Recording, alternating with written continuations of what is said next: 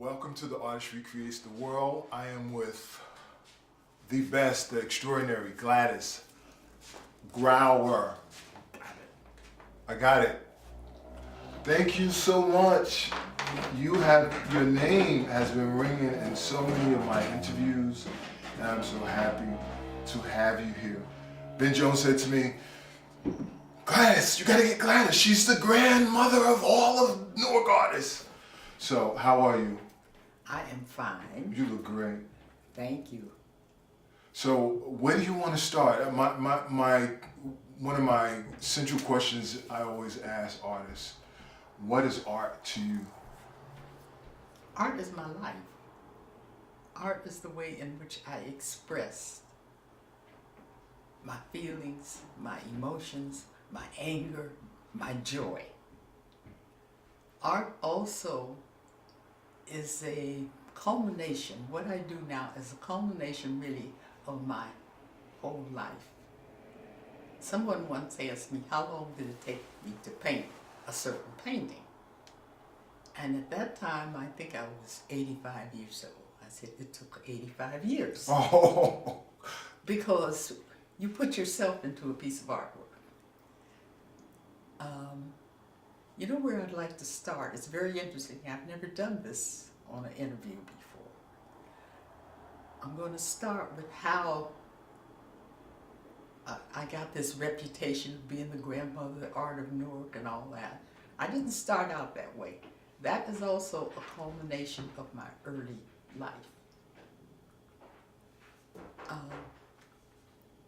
I was raised in Chicago, south side of Chicago, during the Depression. And at that time in my life, my family was a very interesting family.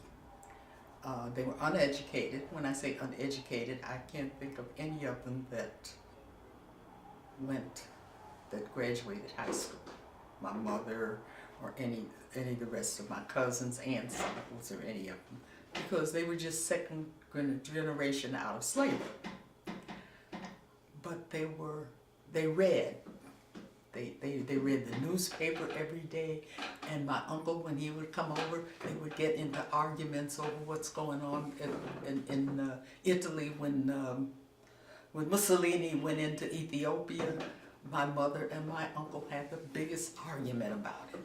He thought that was the best thing that could have happened to them, running around there with those little, he said, run around in there naked with their little spears. And my mother said, they're not naked people, they are this, that. But I heard all this. And as I'm not going to go through my high school and all that. I'm going to go into... No, you can. If you want to, sure. I'm 95, I'm 93 years old, I can go. No, tell us. I really think, I think it would help. It helps all of us because we have people that listen to the show, and you have baby boomers, you have greater generation, you have Generation X, you have Generation Y, and they don't know. We don't have the books. This is what recreating the world is all about. Because this is art too. This is documentation of what you've done as an artist. Okay. As my elementary school, that is not too important into the direction in which I'm going. I will say that I never saw a black teacher in the elementary school. I never saw a black teacher in high school. However, the high school the elementary school that I went to, or Chicago's very, very scientifically segregated.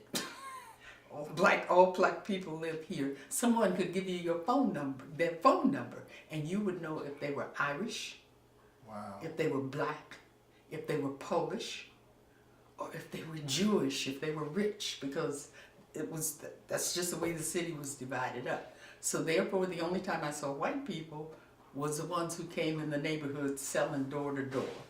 The insurance man, or if you went downtown to shop, you saw white people. During that time was a time when people were organizing. I remember as a kid, I heard the slogan, "Don't shop where you can't ring the cash register." which means that these stores that was owned by Jewish people, that they had black people working in there, but they couldn't. You didn't give them the money. You gave the money to the white man. And all of a sudden, black people decided, we won't shop where we can't ring the cash register. So these are all things that happened to me as a child, which I didn't, wasn't too important then, but these things get in your head and it stays there for 93 years, it's still there.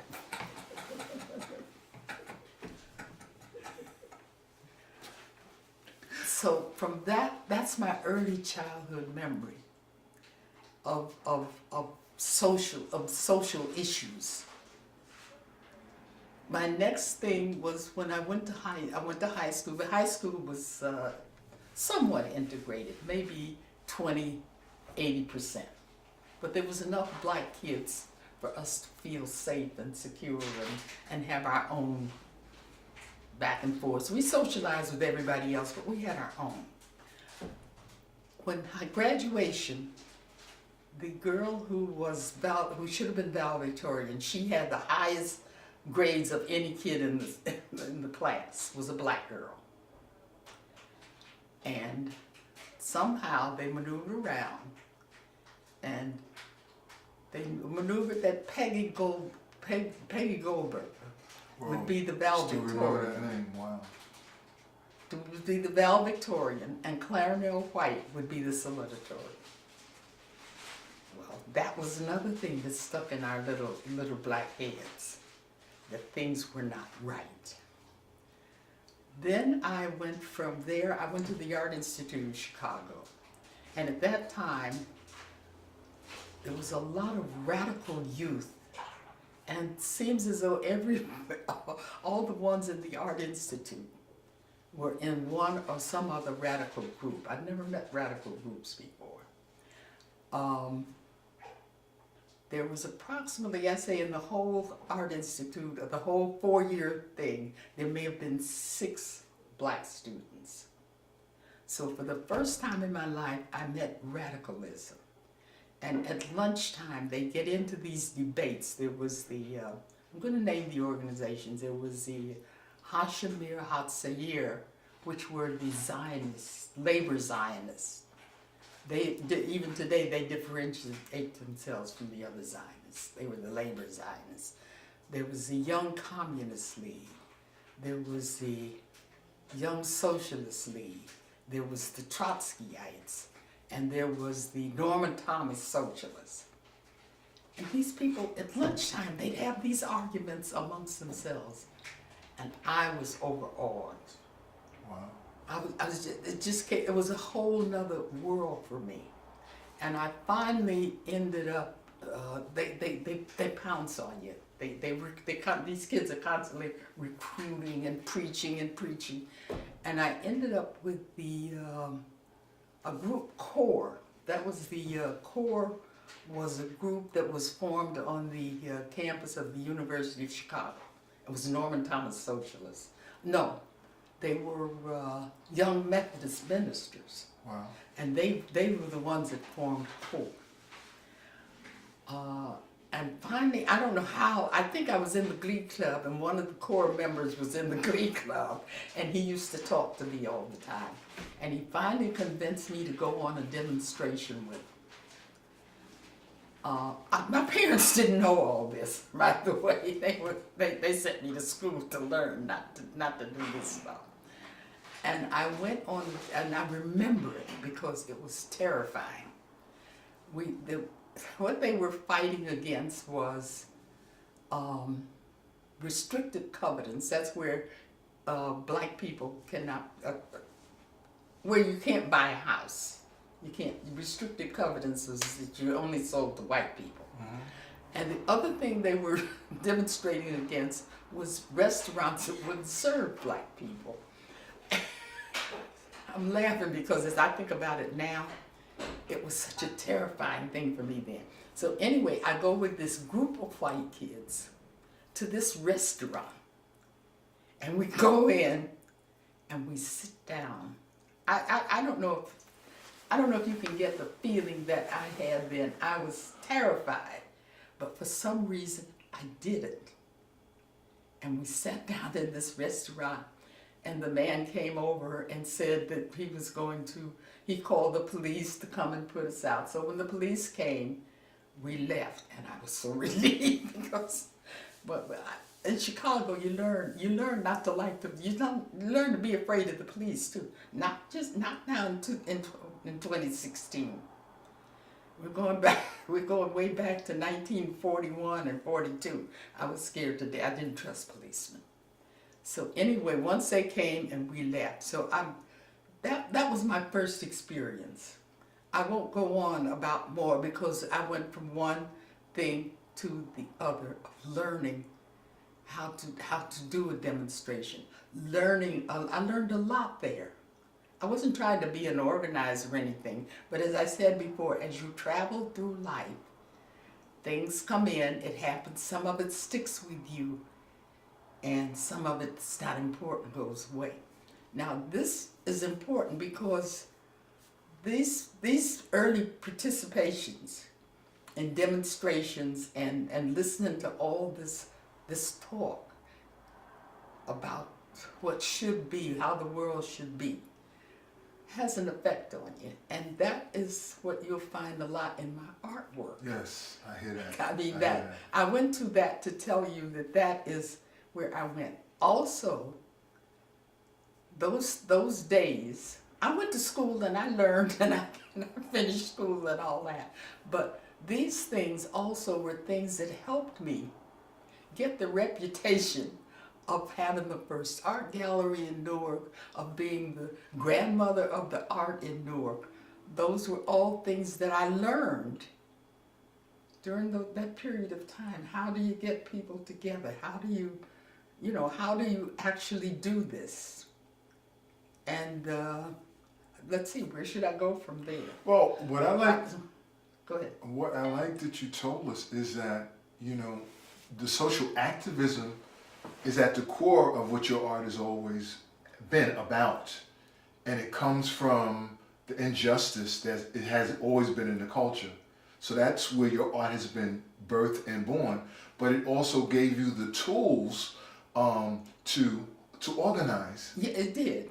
And pull other artists together to help them find themselves and to make us stronger as within the culture. Well, see, I have never actually discussed this particular thing before. I have mentioned in other interviews, what was going on in that period in my life. At that time, the unions were organizing. Wow. I love that. The AFL, it was two. It was the AFL, the CIO. Also, I was very familiar with the fur workers in Gary, Indiana. That's right, the steel mills was in Gary. Another thing that I learned in that period, a lot of things I wasn't really aware of. I was too young to really visualize the whole thing, but it was there. And that was in the steel mills, in Fords, in the stockyards in Chicago. When the unions started organizing, these companies sent down south and brought black people up to be scabs. And what happened was the black people got there and the unions realized that their jobs, they had to organize, and then the black people realized, they're taking advantage of us. Right. They were paying the white people that much and they aren't paying. So that's how they finally got together instead of fighting each other. Now tell us what scabs are. The definition for scabs. A scab is when the workers go out on strike. The companies get other people, they bring them up and bring them in to take these jobs at lesser money. Right. And is to keep the unions from organizing. So I came up in an era when there was so much going on in my generation. There was so much that isn't going on so much now. There was so much that should be going on. There was so much of people looking out for themselves, of people who are saying, you can't do this to us. Now, let me build on that point. Why do you think there is such apathy amongst artists, and why don't we have that passion to create that change that you're talking about? That when we come together and use those energies and demand that change that we need. Okay, you're going. Too far? All right. No, we'll go no, to no, no. You're going in the right direction, because I looked at the artists today, and I'll go back to when I first opened the gallery. In Newark, there was no art going on. This was, I opened the gallery in 1972. It was after the riots. There was no art going on in Newark. I opened the gallery for selfish reasons. I wanted a studio to work outside of my house. I had 4 children, and it gave me a place to work. When I opened the gallery, I was amazed at the artists who started coming. You know, as soon as I opened up the gallery, I looked, and there was Ben Jones, there was Ani Struther, there was Alida Caldwell, Nettie Thomas, all these people. But I didn't know that there was really a need for the gallery. Right. I wanted to have a gallery. And what happened was, once they started coming in, and we formed, one thing we formed was a women's art group. That was the first thing I saw was a necessity, was women who had a husband, children, a job. In fact, these were teachers. So they were teaching, and they had, they had all these things, but they weren't exhibiting. Right. And Alida Caldwell, the first time she exhibited was in my gallery. I think the second exhibitor was Nettie Thomas. And from then on, there's just lists of artists, because they needed a place to exhibit. Right. They needed a place for artists to come together and to talk. And therefore, we formed a very good group. Not planning to form a group. That wasn't the thing, I'm going to go out and I'm going to organize the artists. What happened was, there was a need for it. And we came together. We had, first place we had to do was find places for exhibit. And since there were, I'm going to go into black and white. The white artists were not interested in Newark. They were interested in New York. In fact, the black artists were too. But there was another group from Rutgers, the Women's Caucus for Art, which was headed by Judy Brodsky. And me being the person that I was, something said, you join those. You run over and join that, even though you have your group. Right. You join. I got Alida and Nettie to join that group. So we got in that group. But they did not exhibit in Newark. They exhibited out in the corporates. They had the connections. But they were from Newark. It was Rutgers. Right. Yeah, the caucus, Women's Caucus was in Newark, and some of the women lived in Newark. But they were not interested in exhibiting. Newark still had that stigma on them heavily. Well, they didn't think what's the point in exhibiting in Newark? Right. I mean, it's nothing. But we had exhibits we had exhibits at least 3 or 4 a year. We always had a Black History exhibit. We exhibited at Mutual Benefit Insurance. In fact, they were very nice, because there was nothing going on in Newark. We were the only thing happening in Newark. That's a funny thing. Right. But we didn't realize it at the time. That is really funny when you think about how hot the art is today. Yes, absolutely. And let's see, Bell, the telephone company, had a building, a beautiful space. We exhibited there. The Woodson Foundation, we'd always have a Black History exhibit there. Essex County College had no gallery. They had an art department. And Clarence Jones, he was the building maintenance, but the building supervisor or something there. He took a room, he put track lights in, and all these things so that we could have an exhibit there. Well, we also formed a Newark group, a Newark branch of the National Conference of Artists, and therefore we got artists from all over Jersey. That's the oldest African American art organization. So we got artists from all over Newark. So we just in New York, they were coming to exhibit in our exhibits, and it was really a. I'm trying to think of the other places we exhibit. In the surrounding areas, Montclair, did you, Patterson? We went to, I think we exhibited in Tweed. No, everybody was coming to us. Wow, okay. Jersey City, well, Ben was a big help too because he got Jersey City. We had we had a conference there, and that drew artists from New York and all around.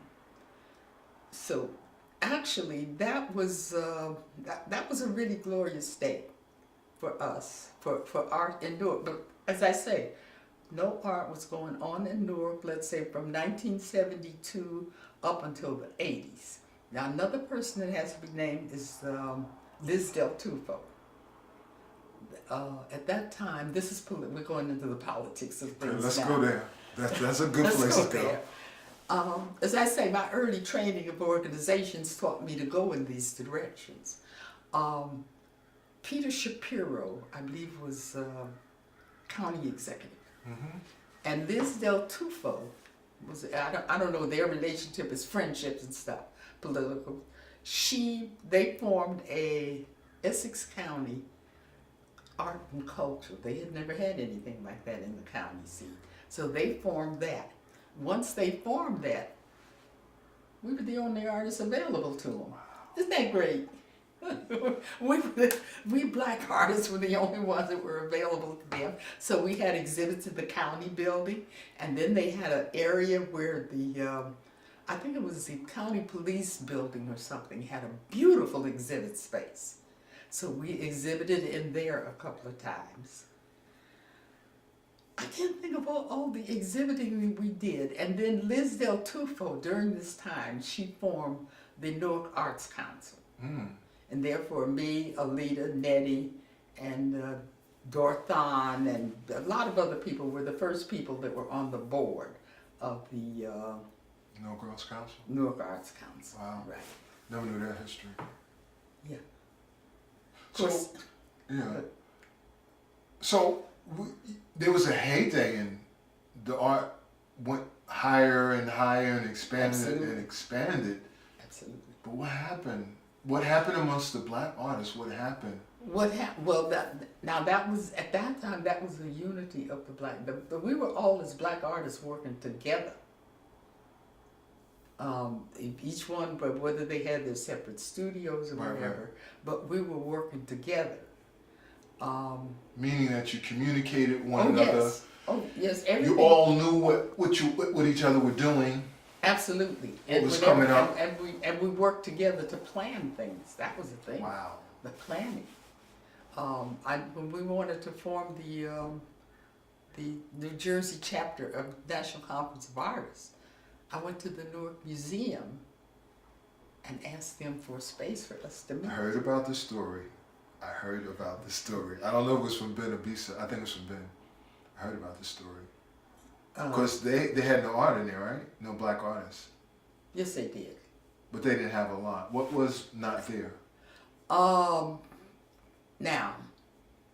Ben, the Newark Museum owned a piece of Ben's work. I'm trying to think. The Newark Museum had black art. But were they showing black art at that time? No. I think that was the thing. Well, see, here's another thing that I put forth to the artist. I like when you do your hands like that. I know something's coming. The first thing I did was once when I first came to Newark, the first thing I did the first Sunday I was in Newark was go to the Newark Museum, because I love museums. And I got very friendly down there. And then we was all this stuff, the Newark Museum this, the Newark Museum that, the Newark Museum doesn't do this, the Newark Museum. So I said, well, best way to find out is I became a volunteer. So therefore, I was on the inside. Y'all listening? Go back to the learning organizations. You don't stand outside and criticize. Get in there. And so I became a volunteer at the Newark Museum, and I became very friendly with Mr. Miller.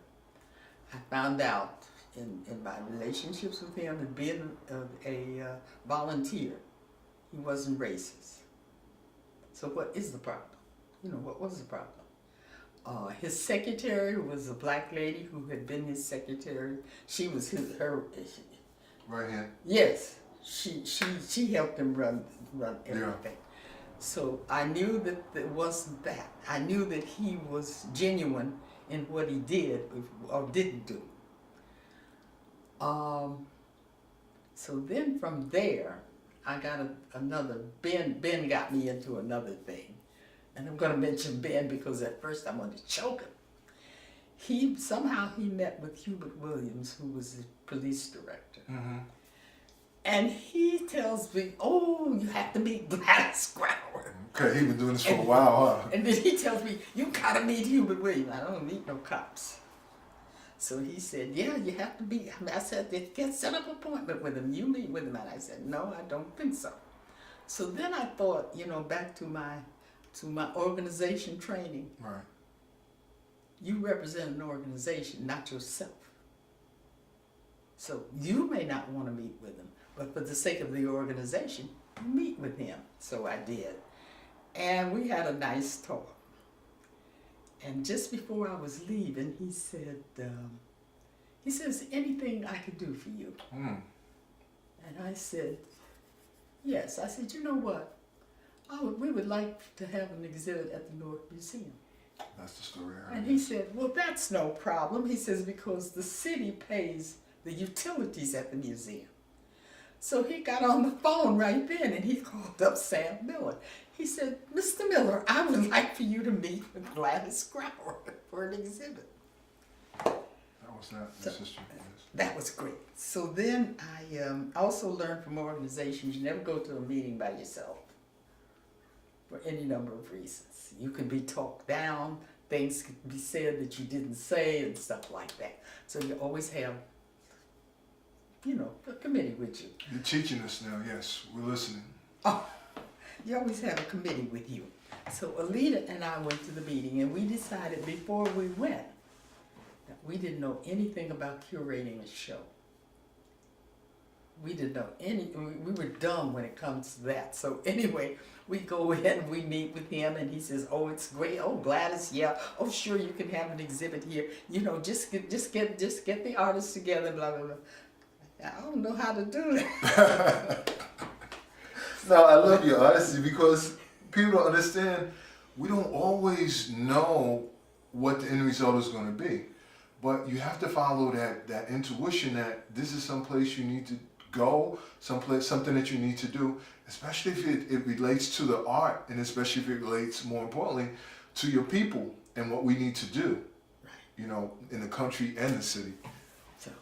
So the leader said, no, I don't know how to do that. So he said, well, what you do is you have them send the slides. You get the slides and we don't know how to decide. I don't know how to decide that, you know.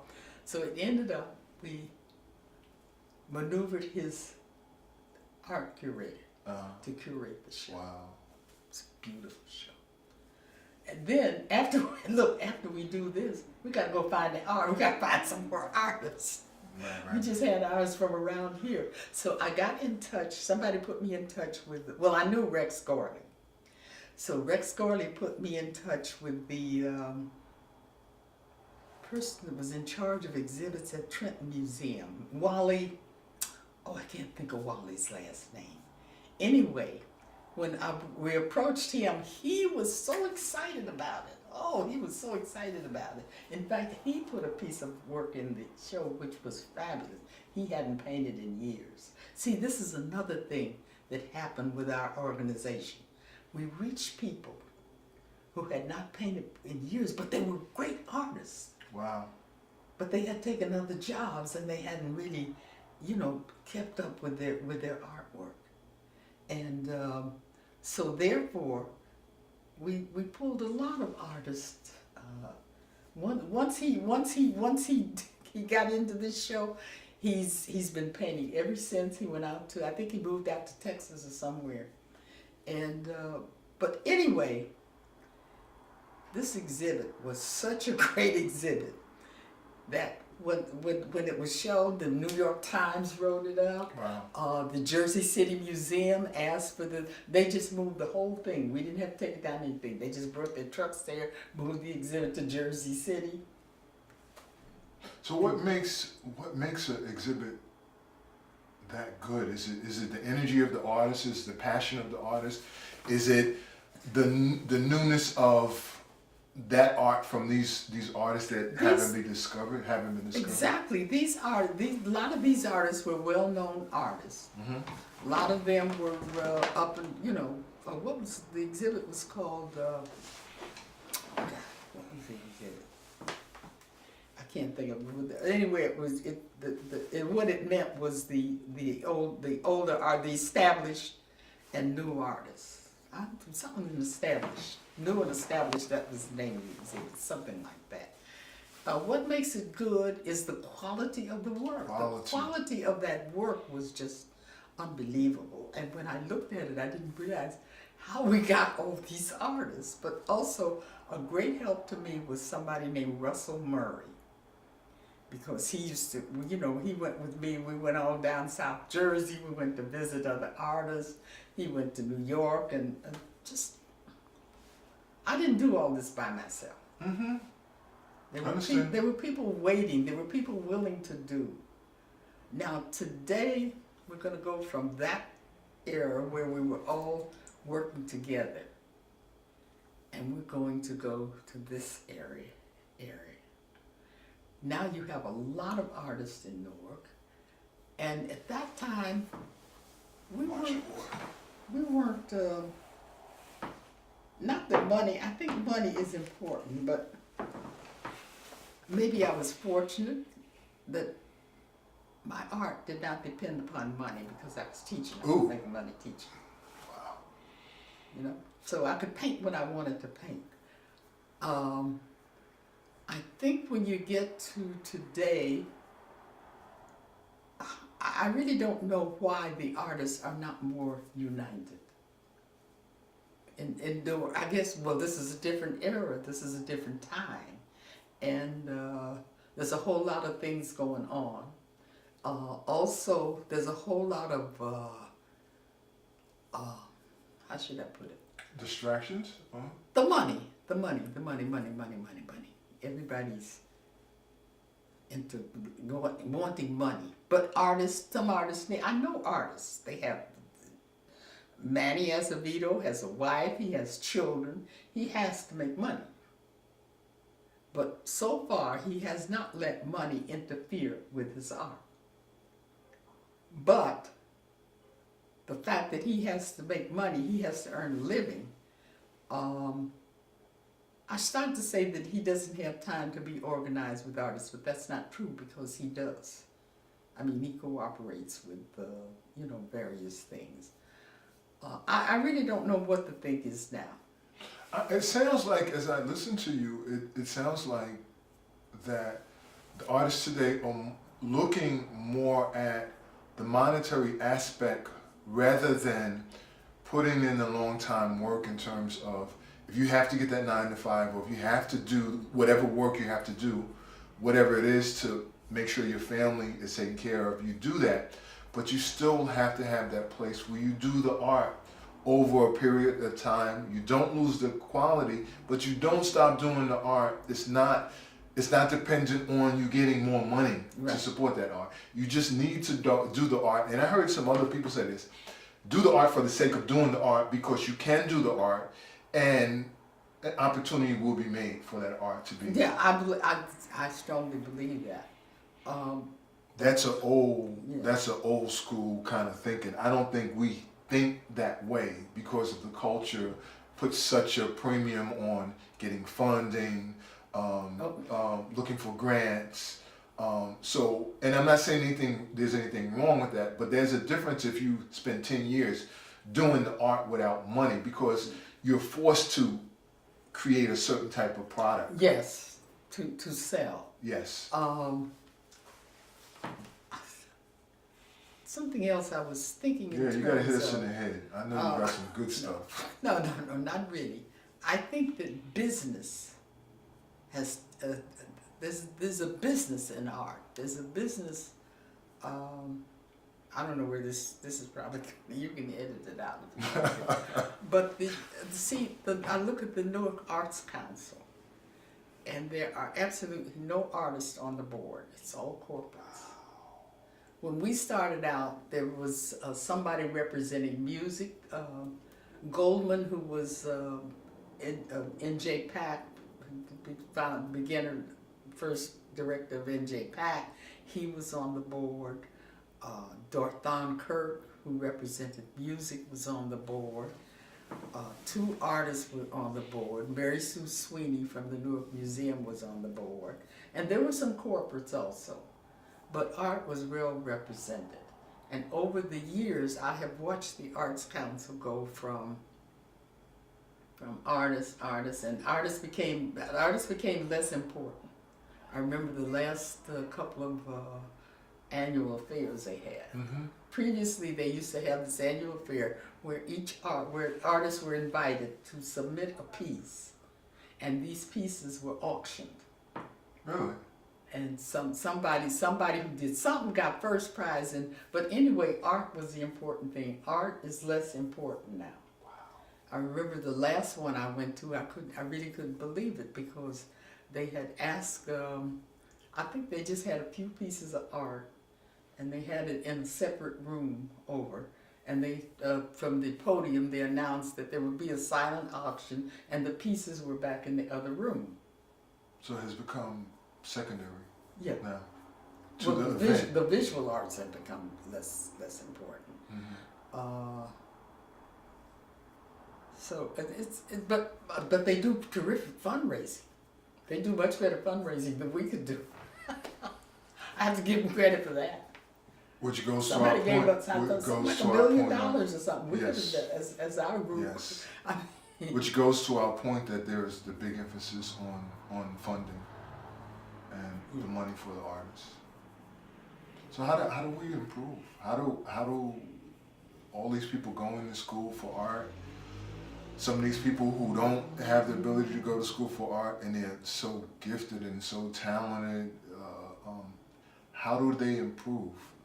I will say, in listening to you, Should be through the art organization, really. man, you're hitting us upside the head. It should be through the art organization. Now, the Newark Arts Council, I believe, still gives many grants, Yes, they do. around. Mm-hmm. Now, one thing, when I was on the Arts Council, we had decided that we were not functioning well, and we didn't know which direction to go. So they spent the money hiring somebody to come and do a study in Newark. And when they did, the people who was doing the study, I went around with them because I was the one that had the time to go to different parts. And what they, at the end of their study, the things that they gave us, I think, a 5-year plan. And one was that we had to we did not have a full-time director. First place, you have to have a paid full-time director. You have to have an office. And in first place, set up this thing. Also, the next step was to have many, not M-A-N-Y, but many, M-I-N-I, art places in each ward. Ooh, yes. That never came to fruition. Everything settled downtown. Almost like satellite or sister stations that do the same thing. Yeah. But that people, the artists in that ward have access to. Yes, don't have to run back to downtown. Have little art programs in each community, in each ward. Now, I'm going to go all the way back to my gallery, something that I didn't put in that points to this as being important. I was located on Lyons and Burke in the neighborhood. The drug dealers worked over there and over there. But anyway, it became a place where the people in the community came in. There were people in the community who knew me by the lady that had the art gallery. They would come in, anytime we had an exhibit, it wasn't just the artists who came, it was people around the neighborhood, they would come. They would come, and also because I was there, they'd come in, I had chairs and they'd sit and we'd sit and talk, you know, when they got off from work. And I got to know a lot of people in the community. I'm telling you this little story, I've told it a dozen times, but it's very significant. This little guy saw a painting that he wanted. And he said, asked me, how much was it? And I told him, well, the price was, I told the price. He said, I gotta have it. So he said, can I give you $50? So he gave me $50. About 3 hours later, he came back, he brought me $100.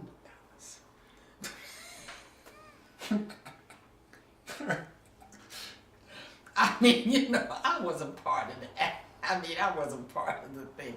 But I figured, what's he doing? Is he going out selling the drugs? Is he going out holding somebody? What is he doing? He came back at the end of the day. He had paid me $450 for this painting. Yeah. Also, there was a girl that worked in the bank across the street who bought a painting. These are people who would never have bought an original piece of art. That's really powerful. In the community. Also, there was a nursery. Beth Israel Hospital at that time had a daycare center for their workers. And the person who ran the daycare center brought the children down to the gallery to see the exhibit. Weequahic High School students came to the gallery to see the exhibit. The senior assignment for the Weequahic High School students was to do an exhibit in the gallery. So they had to go through all the procedure of doing a professional art exhibit. See, what's so important about what you're saying is because when the artists in the community, and Josie Gonzabs talked about this, that the artists have always been the anchors here. When the artists in the community, then my neighbor doesn't have to go to Walmart's or go to New York City to get something that's fake or been taken, or the true essence of the art has been shaved off. When the art is in the community, I can go to your setting, to your event, and get that original art and have that original art on my wall. That's the important. Or in my living room. And that's where we have to go. Right. Across the board. We can't be fooled or tricked any longer to think that the art out there is better than what me and you do. And you think right here in the community, So you're getting excited now. if you got a little art place right here where the kids come and paint and the adults take some art classes and have a little exhibit there or something like that, these same people really aren't going to go downtown to the Newark Museum ever. Because it's yours. Yeah, but it should be here for them, who aren't going to go down to the Newark Museum. I'm getting goose pimples. And that was where the Newark Arts Council was supposed to go. That's where we need to pick art up. is all centered downtown. We need to pick up on that point. And if it takes 50 years for us to do it, that's where we have to pick up. Because we have to build off what you and other artists have done. Now, you know, that's what this is about to me, that we learn the lessons, because when we're not creating a narrative, somehow we get lost and we start from the beginning all over. No, we need to find a way, and I know the mayor already put, was it Clinton Avenue?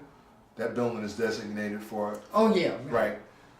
That has to be, but we need them in the other wards, yes. A centralized place. You need where it's 4 or 5 blocks, or it's 10 blocks that people can come and do their art every day. That's how the artists get better. And if they don't have tools, they have tools, or they can have access to tools. Right. So, I wanted to ask you, what do you think about the artists creating their own union? Because we talked about that also. And I heard that when you were talking about, you saw people unionizing all around you in your earlier years. They should Absolutely. You do have the National Conference of Artists. They only meet they only have a conference once a year, and artists, African American artists from all over, come, come there and etc. Now, here in Newark, should there be a unity of artists? Here now, I'm gonna back off on this just a little bit. That's all right. That's good. Because you have black artists and you have white artists. I think they should be united together. Oh yeah, no, I agree with that. I don't know if I said black unionized. No, I think the artists. No, you didn't say okay, it. But I'm talking about the feeling and the things that I hear in the city. No. The white artists this, the black artists that. You got to stop that. No. They've got to come together because when you get to art, you think that the white artist is, well, up there they are more recognized, but you got a whole lot of little ones right down here with you that are struggling just as hard as you are, and nobody's going to give them any more advantage. It's the ones up there who get connected right. Get connected right. But the artists at this level, they should be united together. They should have studios together. They should unite to get studios together, to get living space, to get things for artists. Which is all in the process. We still have to get more information to the artists, so it's for the artists in the city. I mean, it's happening. I mean, when I say it's happening, there are buildings that are going up now where they're dedicating certain apartments for artists. Oh, you mean the downtown? She laughed at me.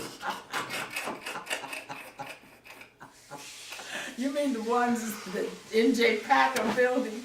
One theater there. There's also some over by Kinney, over in that area by 999. There's some over there that's been designated. I don't know the name of the buildings. I don't know if you, but this is information. These buildings already exist, you're talking about? One is going up. Yes, they're going up.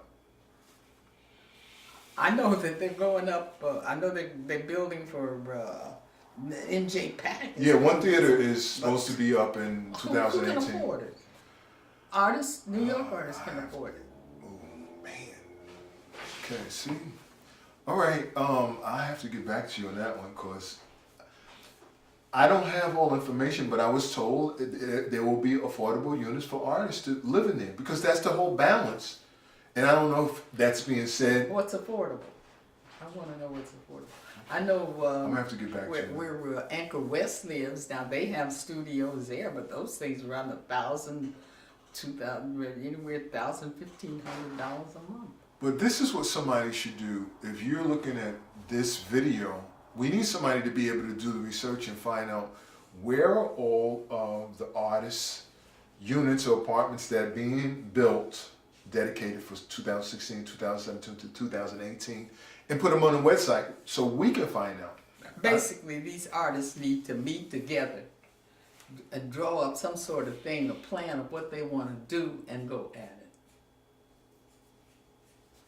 That's the only thing. It's individuals. Don't listen to me. I only been doing it for 18 months. Or stand outside and wait for somebody to do. Nobody's going to do anything for you. That's something you got to learn. Nobody's going to do anything for you. You've got to get your own organization and go after it. That's what these artists really need to do. Because there's a lot of them now. I know quite a number of them, and this one has a studio here. This one has a studio there, and they really need to get together. If these buildings are going to be available and it's going to be cheaper than the studios they have, and these buildings actually should have a lot of things in the buildings for them, for the artists. I don't think there are. Just apartments, huh? I'm not sure, but all those are valid questions that I need to find out. They need to find out. The artists? Yes. They can't sit back and wait for you to do it for them. Thank you. Thank you. Man says the same thing. We can't we always have been at that place, but we remain at this place where we have to, the individual artist has to do what needs to be done, what they understand. Absolutely. And you're a perfect example of that. And I love what you started off by saying when somebody asked you about that painting. It took you 85 years to learn how to do that because it's a culmination of experiences. Yes. And your technique and what you've learned, what you've seen.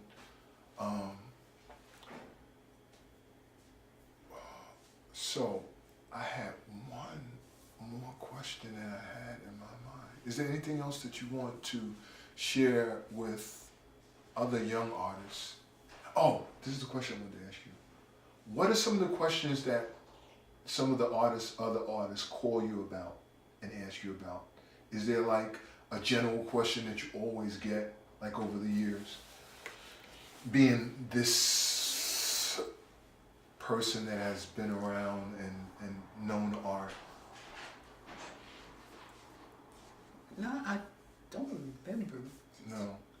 I can't think of right off what they come to me for. I know, well, let's go to Bisa and Danielle, and they are the results of the women's group that we formed. Now, I do have that sort of thing. Now, there's not a women's group now. Right. Well, our group still exists. We in fact, about every 10 years we have an exhibit together because these women are sort of all over the country now. They're not right here. The only ones that are here in Newark are me, Alita, Nettie, and Bisa. Margaret is in New Orleans. They all went on to be very successful. And this underscores what you said earlier about that this is the key, our own organizations. Absolutely. Because now you're talking about these women that they're all over doing their artistry. Absolutely. And then this is a result of those core groups that you had. So you're telling us what the blueprint is. It's just a matter we have to put in the work. Now you see with Bisa and Bisa is something else. yes, Bisa and Danielle, the reason they praise us so much, praise be. But actually, these women, they're all being very successful. Bisa, at the time I think that we formed the organization, Bisa was in college. Yes. I think she was somewhere around the time she was doing her practice teaching. And she had a baby.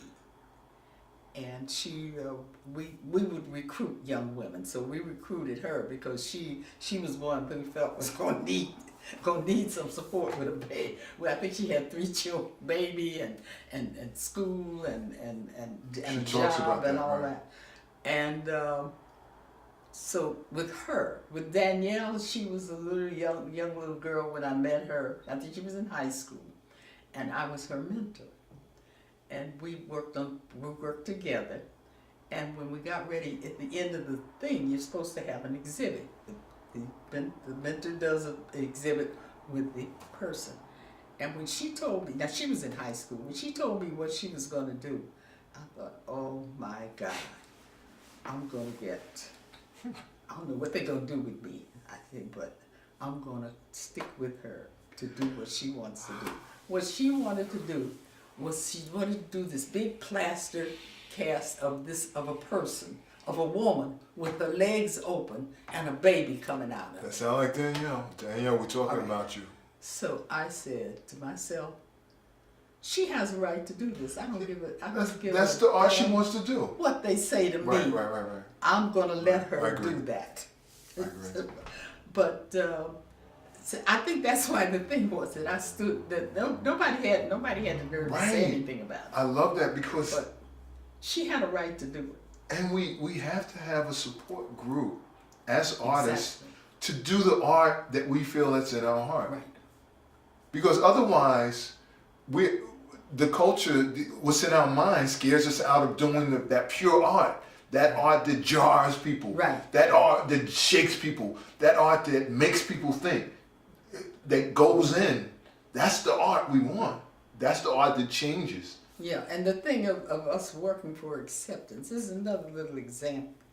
I like that. I'm not going to Working give for a whole acceptance. story No, here, no, no, but that's I'm good. just going to make this point, is that you have a group, and it's African American, black people, who this kind of art is not uplifting.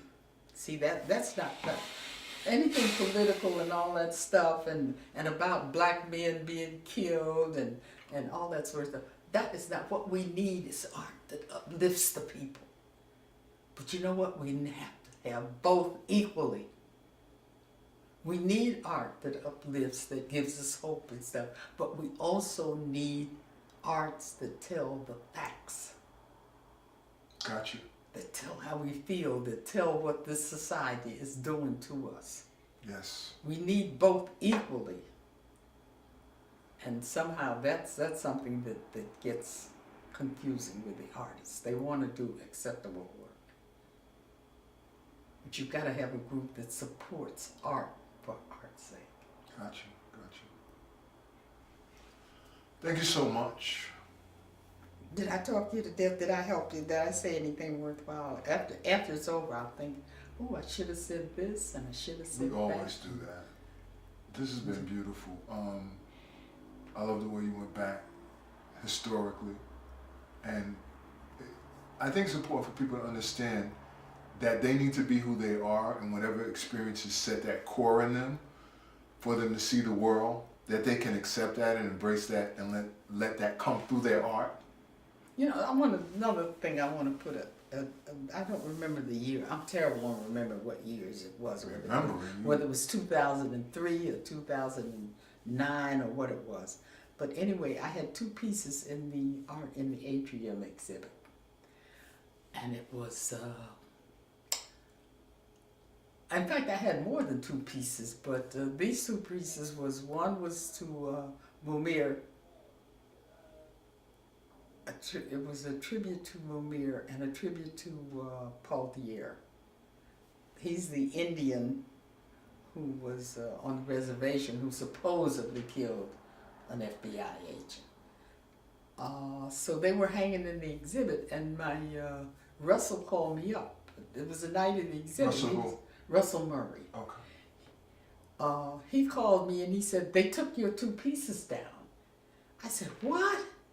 So he said, yeah, they took them down. And my son was a lawyer at the time. So I called him up. I said, they took my pieces down. He says, oh, they can't do that. So anyway, we go rushing up there. This is the opening night. And sure enough, they'd taken my two pieces down. So my son spoke to the guy who was in charge, who's also a lawyer. And he said, but you know they can't do that. Who said take it down? Well, this one of the prosecutors. He said, well, you know, that's First Amendment stuff. He says, no official can decide what artwork hangs. So anyway, they took it down. So I said, well, I'm going to take it home. My son said, no, you're not going to take it home. You're going to leave it here. They have it. But the interesting thing that came out of it was I got more publicity. I could have paid for. I got emails from France. I got emails from. I love that. I love it.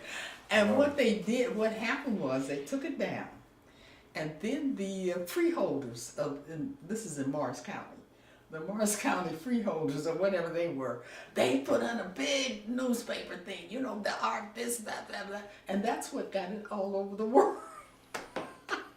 I thought that was, I couldn't have paid $1 million for that publicity. And what ended up was when it ended up in the federal court.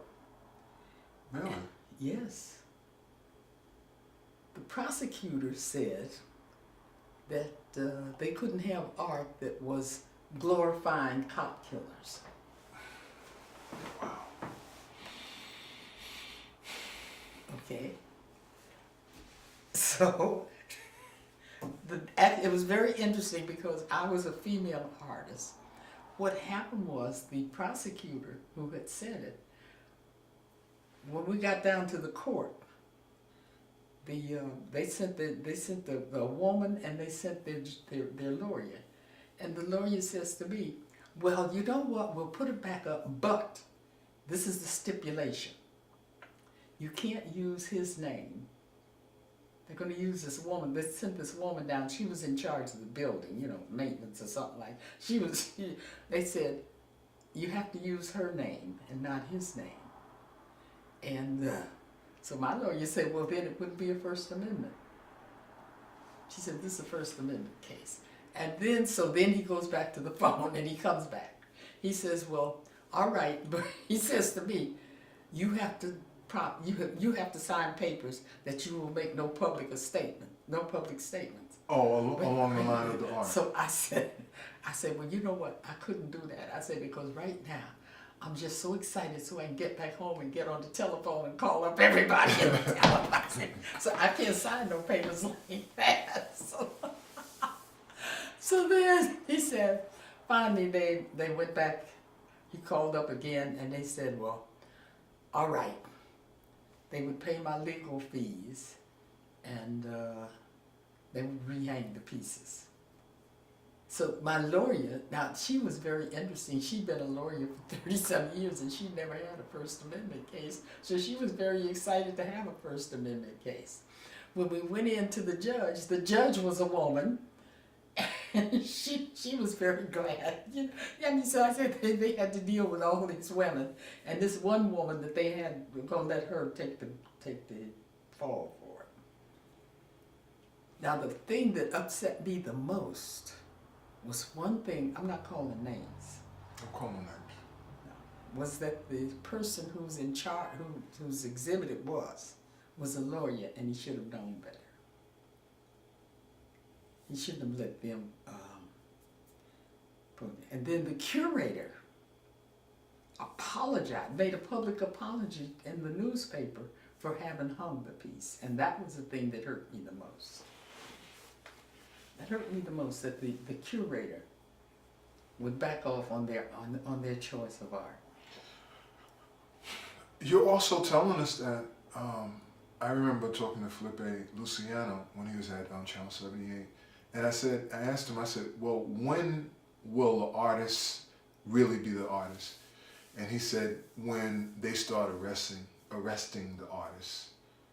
And I say that because this is the first time I heard of someone dealing with where your art went to court. And I think that's where our art has to go. Some of it at least, where it's really challenging the stuff that we deal with. I mean, we're saying this stuff all over again, but people need to hear, if what you feel in here, do that art. Do that art. Maybe repercussions, but do that art. Get that art. Those two pieces of art did not start out as a protest or anything else. It was art that I was working on. I had woven these pieces, and somebody said, you know, that looks like Indian art. So I said, well, I had done Vermeer, I'm trying to think why I did him. It was a very nice piece that I did of him. And then I thought, well, what about Pothier, the Indian? So I did this was pure art for me. Mm. This was pure. I wasn't thinking about anything except pure. And I believe these two men are innocent. I believe that. Yeah, I mean, I believe that they're just being railroaded. And I have a right to believe it. That doesn't mean I'm right. That's what we do as artists. We believe what we believe and we create. Right. Okay, I think I've run my mouth enough. Thank you so much.